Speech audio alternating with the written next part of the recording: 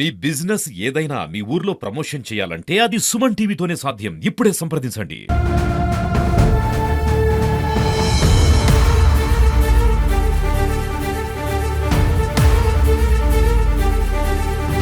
ఈరోజు మన సూర్యాపేటలో 2 టౌన్ పోలీస్ స్టేషన్లో బేసికలీగా 2 వెహికల్ థెఫ్ట్ సంబంధించి కేసెస్లోని డిటెక్షన్ ఉంది. యాక్చువల్లీ కేసెస్ చాలా ఉన్నాయి వీటిలో. సో ఆ డిటెక్షన్ సంబంధించి ఇది ప్రెస్ మీట్ ఇది. సో ఫస్ట్ ఇన్సిడెంట్స్లో ఎంఓలో ఏముంది అంటే ఇందులో ఒకటే సింగిల్ అఫెండర్ ఉన్నాడు. ఈయన పేరు వచ్చేసి గుంజా శ్రీకాంత్ అని. ఈయన నేటివ్ ఆఫ్ హుజూర్ నగర్.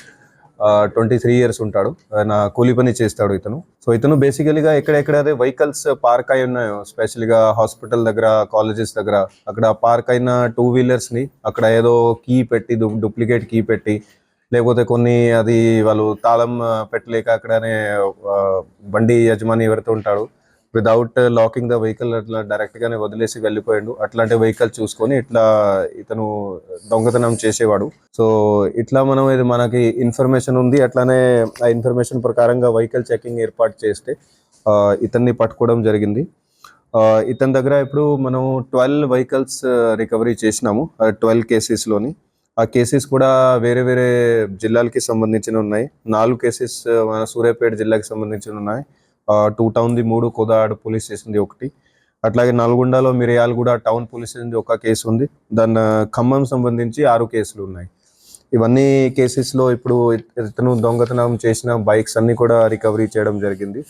ఇది టోటల్ వాల్యూ వర్త్ వచ్చేసి 6 లక్షల వరకు ఉంది.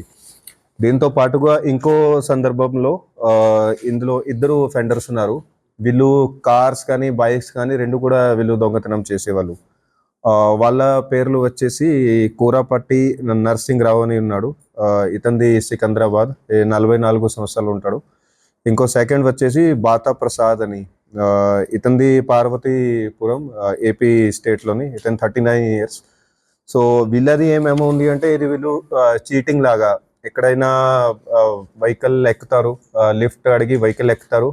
తర్వాత దాంట్లో బండి ఓనర్ ఎవరైతే డ్రైవర్ ఎవరైతే ఉంటాడో కొన్ని సందర్భాల్లో అతనికి మందు తాపించి ఎక్కువ మత్తులో పెట్టి అప్పుడు బండి వాళ్ళు దొంగతనం చేసేవాళ్ళు.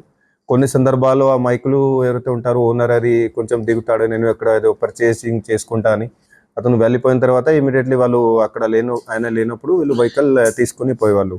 సో ఇట్లా వీళ్ళది ఏమో ఉంది. వీళ్ళ మీద అదే చీటింగ్ అండ్ థెఫ్ట్ కేసెస్ అవి రిజిస్టర్ అయినాయి.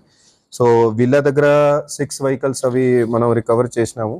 దాంట్లో 2 కార్స్ ఉన్నాయి. ఒకటి ఇన్నోవా క్రిస్టా, ఒకటి ఎర్టిగా కార్, అట్లాగే 4 బైక్స్ కూడా వీళ్ళ దగ్గర రికవర్ అయినాయి. టోటల్ వాల్యూ వచ్చేసి దాదాపు 20 లక్షల వరకు ఉంది.